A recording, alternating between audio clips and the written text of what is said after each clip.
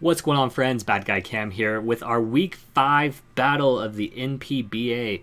We have officially made it over the halfway point. We're in the second half of the season now. And wait, there's 9 battles, so 9, 4. So yeah, we're exactly halfway at this point. So very excited about the fact that we have made as far as we have. We have a win. If you didn't see last week's video, it was a great battle. Go check it out. We did end up winning 1-0, so that puts us at a record of 1-3. This week we are coming up against the Bowser 89 and the Super Shell Smash Bros. It's a bit of a tongue twister, but that's who we're going up against this week. Got a very, very scary team.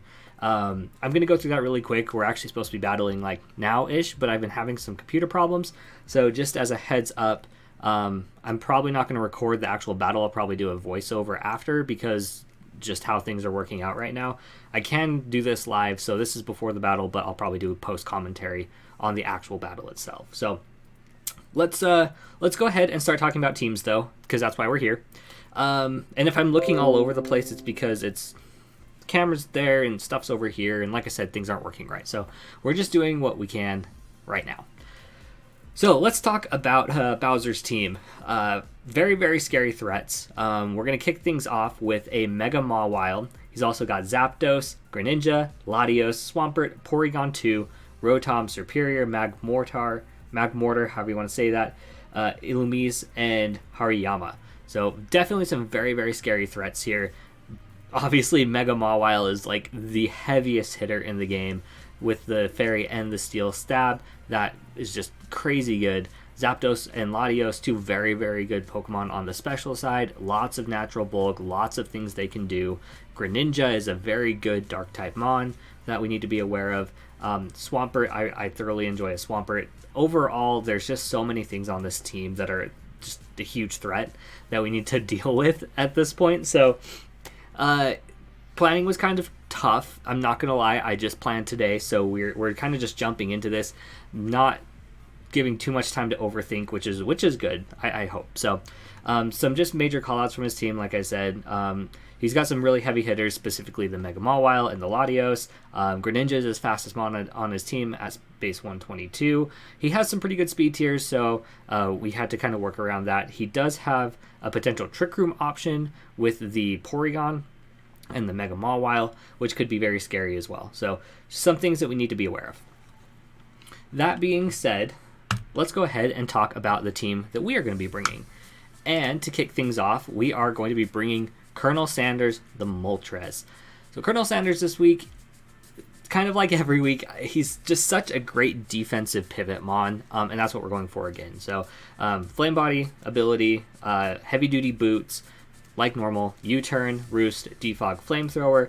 We're running that bold nature, 248 in HP, 216 in defense, and 44 in special attack. So this is a very, very good answer to a Mega Mawile that does not have Rock Slide. So that's the one thing with Moltres that I'm kind of finding out, is that everything that it walls, whether it's like a steel type or most fairy types kind of, but like everything seems to have rock coverage, and with that 4 times weakness to rock, it's kind of tough. But good thing we definitely outspeed the Mega Mawile, so we can get a heavy hit off with the flamethrower.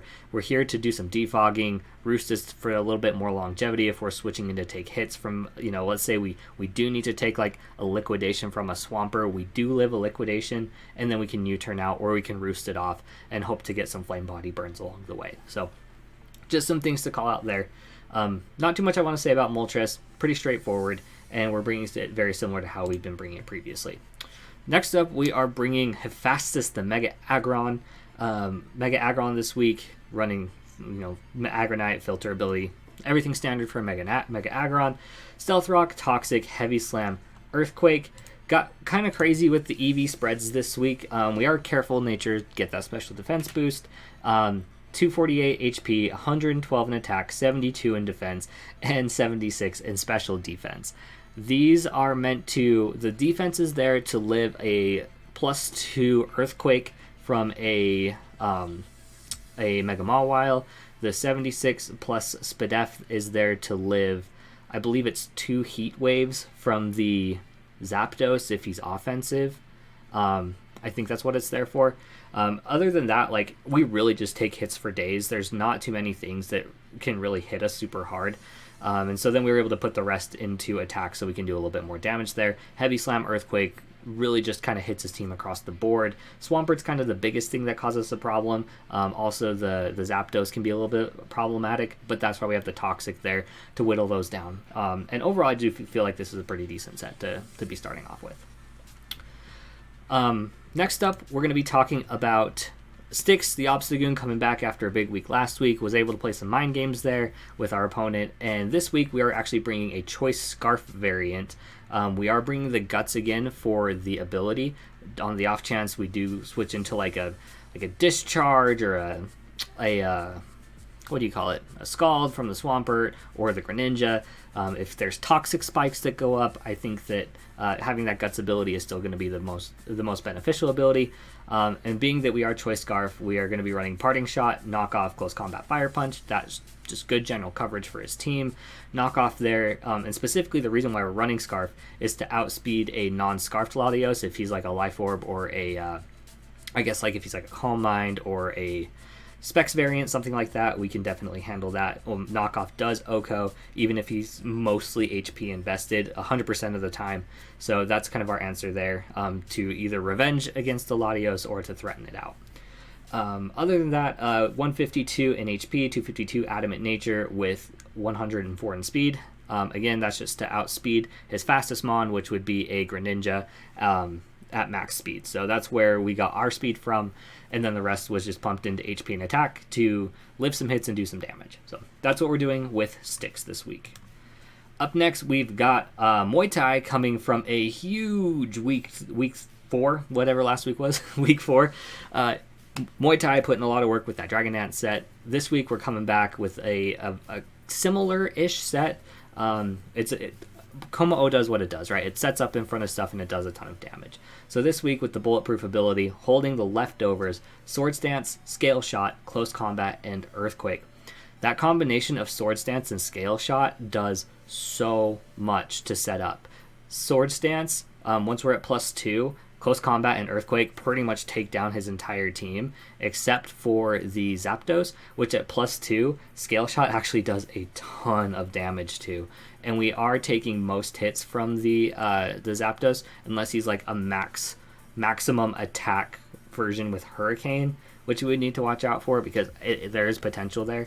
But as long as the Zapdos is a little whittled down, or if by some chance we do get to +4, Kommo-o actually does a really, really good job there. So the idea here is Muay Thai is able to come in, click a Scale Shot, get faster than everything else, barring maybe like a Scarfer, and then from there just proceed to Sword Stance, Close Combat, Earthquake. We're going to have to find some times to be able to set up. We're going to have to see what he brings. I think Porygon is a decent thing to set up in front of, as is if he brings the Magmortar. The Greninja's not the worst. There are just a couple things here we don't want to set up in front of, namely the Zapdos and the Latios. I do actually maybe see a Scarf Latios set coming just in case we do get to that +1 through Scale Shot, or if we were running like a Clangorous Soul set. I do think Scarf Latios makes a lot of sense this week from him. So that's something we're also going to have to be careful about. From the EV side, 252 Adamant, 24 in HP, 4 in defense, 228 in speed. That is to outspeed, again, his entire team after +1. And they're looking at the other things I could be outspeeding. I wasn't too worried about the Magmortar. It does get Psychic, but we do live a Psychic unless he's like a Specs variant. And then the Swampert was the next thing I wanted to outspeed. So we were able to run Adamant there and be able to put out as much damage as we possibly could. Next up, we have Iris, the Sylveon. This week going more defensive than we did last week where we ran Choice Specs. This week we have the leftovers, Pixelate ability, running Wish, Heal Bell, Hyper Voice, Mystical Fire, 252 in HP, 120 in special attack, 136 in special defense with Calm Nature. This is here to be a cleric this week. Wish, Heal Bell are kind of going to be the main things it's going to do. It's a very, very good special wall. It shuts down the Latios. It shuts down the Zapdos, which are his two biggest special threats. The Greninja, if it's a Specs variant with like Hydro Pump, can be a bit of a bit of a problem for us, but we do have actually Muay Thai that switches into that pretty well. So just something to be aware of. And it does, we do take the hit fairly decently, and we're able to, I believe we're able to live 2. I'm gonna have to double check my calcs on that. But that is, I mean, Iris is here to be a cleric and to be a special wall. That's what it's here to do. Hyper Voice and Mystical Fire. Mystical Fire, hopefully, if he's trying to, switch into something that we can get a Spadef drop on. There actually isn't too much on his team that is physical. So really, we didn't need to prep too much, and we're not staying in on the Mega Mawile anyway. So if we are going for a Mystical Voice and he's swapping in, it's going to do super effective damage. Anything else that he switches into, it's going to get the negative special attack. So it kind of just felt like a win-win all over. And then Hyper Voice is just to do as much damage as we possibly can. That should be it for Iris. And then our last Mon that we're bringing is Inteleon, holding the choice specs with the Torrent ability, U-Turn, Hydro Pump, Ice Beam, and Mud Shot. And I'm going to apologize. I just noticed that I hadn't put in my EVs yet, because this was a last-second change I did just make. So I need to fix that. But long story short, it's going to be running enough speed to outspeed the Superior, because it cannot outspeed the Greninja, but we can outspeed the Superior. U-Turn, Hydro Pump, Ice Beam hits his team pretty freely. There's not a whole lot that wants to take either of those. And then the Mud Shot is a very interesting move. And is actually, I feel like, going to be maybe kind of clutch. We'll see. It's there to hit the... Yep. That's my cue. So we're just going to wrap this up. Hydro Pump, Ice Beam, Mud Shot. That's going to give us the best coverage, and hopefully we can do this. So I'm going to go battle right now. So thank you for watching.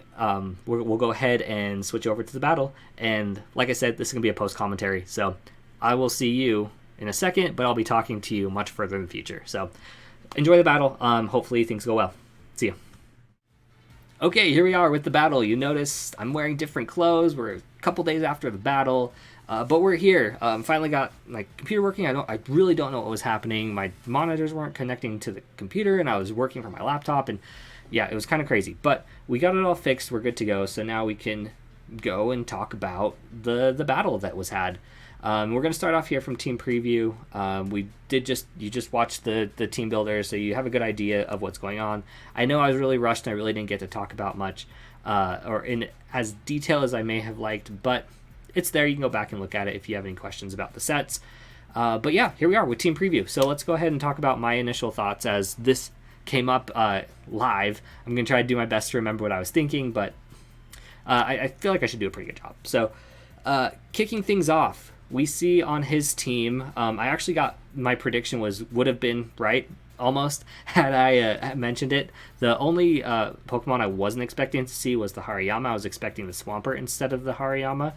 But as soon as I see the Hariyama with the P2 and the Mega Mawile, I know there's got to be Trick Room, right? He's probably thinking he struggled with Trick Room a few weeks back. I'm going to bring that.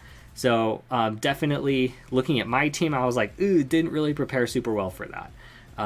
So that was kind of my initial thought for a lead. I'm thinking that he might go with either Zapdos or the P2. I don't think that he maybe could go for the Magmortar, just because I do know it gets Teleport, and depending on what I go into, he could take a hit and then go into something else, seeing what I want to do. But I'm thinking I want to lead... either I want to be able to get in and out, so I'm thinking either Moltres or Obstagoon are going to be my best options. The Moltres mainly thinking like just in case he goes into the Magmortar or the Mega Mawile if he wants to try to get that off right off the bat. But I do think that the best choice is to go for the Obstagoon lead, which I do go for the Obstagoon lead, as you can see. I am going to kind of pause and stuff and talk through it as I go. So yeah, so we see the Obstagoon come out. I'm thinking if he had gone for the Porygon 2, I could go for a knockoff. If he did go to the Zapdos like he does here, I can easily parting shot out, seeing what he wants to do, whether he might want to try to set up like a Tailwind, or if he's just going to go for some big damage. We can just parting shot out, get the attack, a special attack drop, and then go into something that can take the hit a little bit better. So that's what we end up doing. And we go into Sylveon as our next Mon, as he goes for the U-turn. I kind of figured that if he was going to go for the U-turn, which was pretty likely because it was a super effective hit against my Obstagoon, either way, we were going to have to be taking a hit from something. We could have seen what his item was here, whether it was it's probably like a heavy-duty boots. And so we could go knock off, get rid of that, and then rocks might be better later on. But in the end, I did opt for the parting shot. I felt like it was the safest play, just in case he did go for damage. A hurricane was going to chunk me really bad, and I felt like I needed to keep a little bit of health on my Obstagoon, just in case he's running Sucker Punch on the Mega Mawile, and if the Hariyama was running like a Bullet Punch. So I think it gets Bullet Punch. That's what I was thinking at the time, at least. So we see him go into the goes U-turn, and then, of course, because I go into Sylveon, that brings in the Mega Mawile. We do get our leftovers up because we resist the hit. I'm thinking this thing is going to be able to take a hit. We see the Mega Mawile come in, and we know immediately that our answer to this is Moltres. I think that'd have to be a pretty gutsy play to be able to, like, for sure say I'm going to be going into Moltres for this next play. So that's what I do, is I end up switching into our Mega Mawile check as he Mega Evolves, and then goes for the substitute. And at this point, I'm thinking, okay, both good and bad at the same time, because I know he's running a Rock-type move. He has to be running Rock Slide for my Moltres, but now he's got a sub right there in front of him. I did the calcs, and the U-turn does not break the sub. So at this point, my option is to either go into something like a Mega Aggron that could potentially take the hit, but then I have to worry about a substitute, and if he's running some sort of fighting type move or like a Fire Fang, he can start chipping away at my Mega Aggron. Looking at the rest of his team, with my Moltres, I didn't really see him getting up rocks at any point, so Defog was kind of out of the option, and that's why we brought it, was to get rid of the Swampert rocks. And then we are running U-turn Roost and Fire or Flamethrower, so I figured at this point the best thing we can do is get rid of that substitute and hope that he misses the rock move. So we end up going for the Flamethrower, which does get rid of the sub. He goes for the Stone Edge, not the Rock Slide. It hits, and then we go directly into our Aggron. So my thought process there was this is the next best thing I can do. It does expose his Mega Mawile, so I can either go for a Heavy Slam or an Earthquake. Either are going to be doing big damage. I can also go ahead and set up Stealth Rocks at this point. And that's kind of what was going through my head at this time. And if I remember correctly, I end up going for the Stealth Rocks because I want to get some chip damage here, because I figure he's not going to be staying in, and the Mag Mortar seemed like a pretty decent swap in, but at the same time I was more expecting the Hariyama to come in because it was taking the hit a little bit better if I went for the Earthquake or the Heavy Slam, and that was kind of a risky play on his part to go directly into the Mag Mortar, but it is his best offensive answer to our Mega Aggron. So I go for the rocks. One thing I've been noticing, like kind of watching this back, was I was definitely very passive in this game, trying to get set up for a Como O sweep. We'll see how that goes a little bit later, but that was kind of like my idea up front, was like, okay, let's start getting some chip on some of these Mons. I was able to get the Mega Mawile down a little bit, which was exactly what I needed. The main thing I needed at this point was some chip on the Zapdos, and then we could pretty much run free against his team. So that was kind of my thought process there. But now we are going to have to switch out because he goes into the Mag Mortar, and then we go into the Sylveon. Because my assumption is that, and it played, so you saw what the next thing was he's going to go for like a Fire Blast or a Flamethrower or something. We're going to be able to take that super well with our Sylveon. But we see instead that he goes for the Teleport as I swap into my Sylveon, which gives him a free switch into his Mega Mawile, which at this point I'm thinking, of course it does. Great. And I'm looking at his team, and I'm like, we know two moves of his so far, right? So he's used Substitute, and he's used Stone Edge. So I don't really need to worry about him setting up with a Sword Stance. I feel like that doesn't really, he'd lose so much coverage with either Play Rough or Iron Head not being on his team. And Iris is going to live everything but an Iron Head. So at this point, I actually decide that he cannot get his sub up, So I go for a Mystical Fire as he goes for the Focus Punch. And so made the prediction there. It paid off. And we see that he, that does a big chunk of damage, does 54% to his Mega Mawile. And that's going to cause him to lose his focus. Very interesting tech that he brought with the sub Focus Punch. Definitely there for the Mega Aggron, 100%. So that was a good bring on his part, but we were able to kind of play around that and do a little bit of damage there, preventing that. So loses focus and can't move, and then that's when we go directly into our Mega Aggron because we know it can't sub up. It's likely not going to try to go for that same move again because it's going to just knock it out. And I felt like he needed to keep this around or he was going to keep this around more as like fodder, or he was going to go for an Iron Head going for the guaranteed damage. So we switch into Mega Aggron, and he actually goes out into the Porygon 2, which I thought was a very interesting play. But then as soon as I saw this, I was like, he's going for Trick Room here. He's got to. But I got to try to get some damage on this duck. I can't just let it, like to my earlier point, we've got to start chipping down some of these mons so that Como-O can come in and finish the job. So he traces my filter, which would have been unfortunate, but we go for the Toxic as he goes for the Trick Room. Because my thought process is if he wants to stay in here and, do some duck shenanigans, or if he's trying to wall something, that's going to cause a lot of problems for him. So I knew he was going to be doing this, so the next play is also pretty obvious, where he's going to go for a teleport or swap into one of his other mons. At this time, I'm thinking it could be the Mega Mawile, could be the Magmortar, but I don't think so because he's got to have too much speed on that. So the thing that he does go into or teleport into is the Hariyama. And as soon as this comes out, I start looking at my team and going, oh boy, this thing is going to put a dent in my team. And you'll see that as it comes in off that teleport, it does get the burn. So we know this thing is guts. It's probably max attack, and it is about to do a ton of damage. I do start running some calcs though, and I gotta tell you, Mega Aggron is one thick boy, and we actually eat one close combat, guts boosted and everything. It does it. We'll play because he's gonna go for the close combat, and it does 63%, right? So I knew I was able to live that. I'm like, okay, chip damage. This is all good. Let's go ahead and just go for the Heavy Slam because he's gonna, or an Earthquake, because he's gonna get lower defense.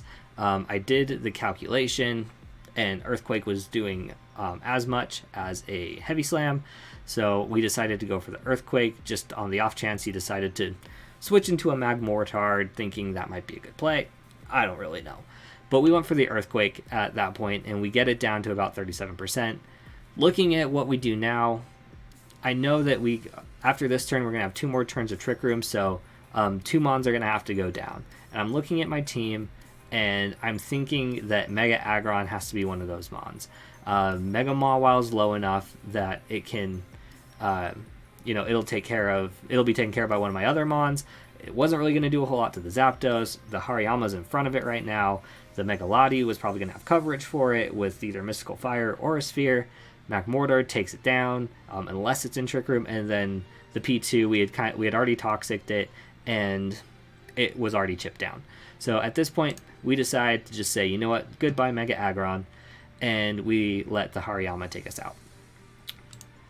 Takes a little bit more burn damage, and then Sylveon is kind of the next thing that fits that mold. From an offensive perspective, or at this point, I decided having a more offensive team is going to be better to try to clean up.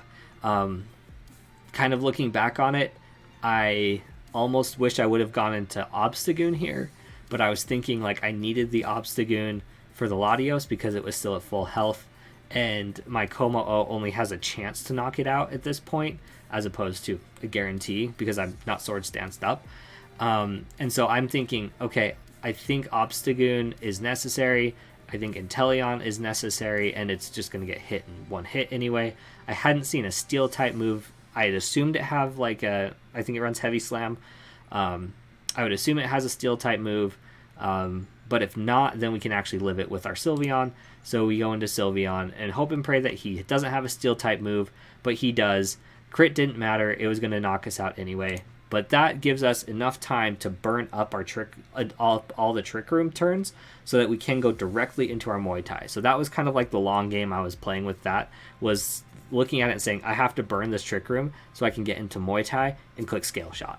Because if I can get him down enough, I can click scale shot, get the speed boost, and then almost run through his team at that point.